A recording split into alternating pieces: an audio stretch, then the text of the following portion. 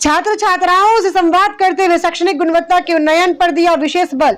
Doctor Sarvepalli Radhakrishnan Rajasthan Ayurveda विश्वविद्यालय के संगठक महाविद्यालय university college of naturopathy and yogic sciences में कुल गुरु प्रोफेसर गोविंद सहाय शुक्ल की अध्यक्षता में समीक्षा बैठक का आयोजन किया गया, जिसमें महाविद्यालय के सभी शैक्षणिक विभागों एवं संजीवनी योग नेचुरोपैथी चिकित्सालय के चिकित्सकों ने भाग लिया, जिसका उद्देश्य महाविद्यालय और चिकित्सालय की वर्तमान शैक्षणिक अनुसंधान और चिकित्सा गतिविधियों की समीक्षा करना और भविष्य की कार्य योजनाओं को तैयार करना रहा। कुल गुरु प्रोफेसर शुक्ल ने विश्वविद्यालय परिसर में स्थित संजीवनी योग एवं प्राकृतिक चिकित्सालय एवं महाविद्यालय को राष्ट्रीय स्तर के प्रतिष्ठित प्राकृतिक चिकित्सा संस्थानों की तर्ज पर विकसित किए जाने हेतु भावी दिशा निर्देश प्रदान किए गए। साथ ही आगामी 8वें राष्ट्रीय प्राकृतिक चिकित्सा दिवस के आयोजन से संबंधित तैयारियों एवं प्रस्तावित गतिविधियों की जानकारी भी ली गई। स्टडी ट्रस्ट के लिए राजस्थान के जोधपुर से नेशनल कोऑर्डिनेटर नवीन शर्मा की रिपोर्ट।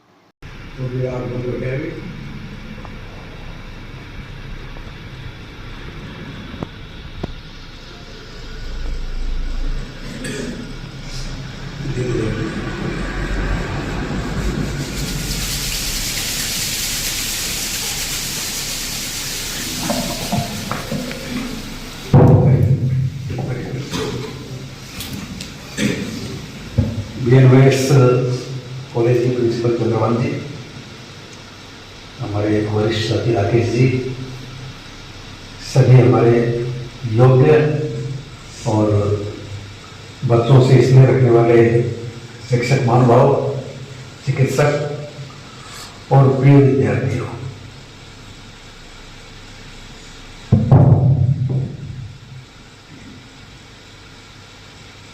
आप लोग हैं ये जितने भी पैथी हैं, अपने यहाँ कैंपस के हो चाहे बाहर के हो, आयुर्वेद है, होम्योपैथी है, लेकिन सबसे यदि प्रभावी, इसका प्रभाव दूर तक है, तो वो आपका विषय है, आप लोगों का विषय है।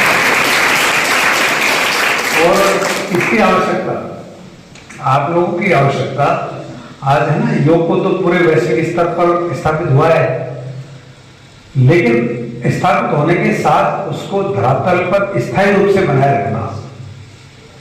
जब जिस दिन वो व्यवहार में आ जाएगा ना, जो योग दिवस 365 दिन का दिवस हो जाएंगे, तो फिर मैं समझता हूं कि बड़े बड़े जो दूसरी कॉलेजेस हैं उनकी संख्या कम हो जाएगी और योग नेचुरोपैथी की संख्या ही बढ़ जाएगी। आप लोग अपने व्यवहार में, अभी मैं सबसे बात कर रहा हूं, तो आप लोगों की सबसे बड़ी भूमिका है और आपको निर्माण करने में आप लोगों की सबसे बड़ी भूमिका है। जो टीचर बैठे हैं ना, आप कैसा आपका विद्यार्थी देखना चाहते हैं ये आप पर निर्भर करता है।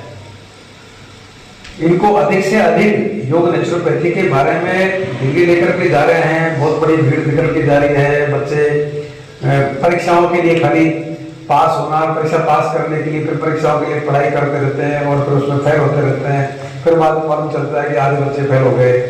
ठीक है ना? तो हम अपने आप को कैसे स्थापित करें?